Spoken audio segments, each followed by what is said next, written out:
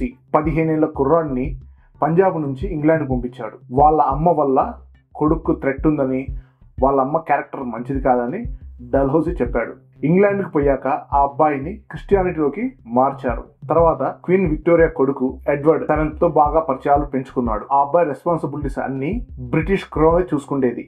సంవత్సరానికి దాదాపు $68 మిలియన్ ఇచ్చేవాళ్ళు. అంటే ప్రస్తుతం అది 5,80,00,000 అయ్యేది. ఇవన్నీ విన్నాక ఈ అబ్బాయి సామాన్యుడు కాదని మనకు అర్థమవుతుంది. ఇతనే పంజాబ్ సిక్కులకు సంబంధించిన చిట్ట చివరి రాజు. మహారాజా దిలీప్ సింగ్ ఢిల్లీ యొక్క రాజు. కాకతీయులపై యుద్ధానికి ఒక సైన్యాన్ని ఏర్పాటు చేశాడు. దానికి సైన్యాధిపతిగా మల్లిక్ కఫూర్ అనే ఒక నమ్మకస్తుడిని పంపించాడు. ఆ సమయంలో కాకతీయులు ధనవంతులైన రాజులు వాళ్ళ ట్రెజర్ మొత్తం గుళ్ళల్లో పెట్టేవారు. కాకతీయ రాజులు భద్రకాళి దేవిని వారి కులదేవతగా ఉండేది. ఈ భద్రకాళి దేవాలయము చౌలూరు కట్టించారు. దాని తర్వాత కాకతీయులు ఆ స్థలానికి వచ్చి రాజ్యం ఏలేటప్పుడు అక్కడున్న గుడిని డెవలప్ చేసి వారు ఆ దేవతని వాళ్ళ ఇంటి దేవతగా చేసుకున్నారు. ప్రతిరోజు ఆ దేవతను ముక్కేవారు, కాళికాదేవిని. 23 జూన్ 1310 రాజా ప్రతాపరుద్రుడిని మల్లిక్ కఫూర్ యుద్ధంలో ఓడించి చంపేశాడు.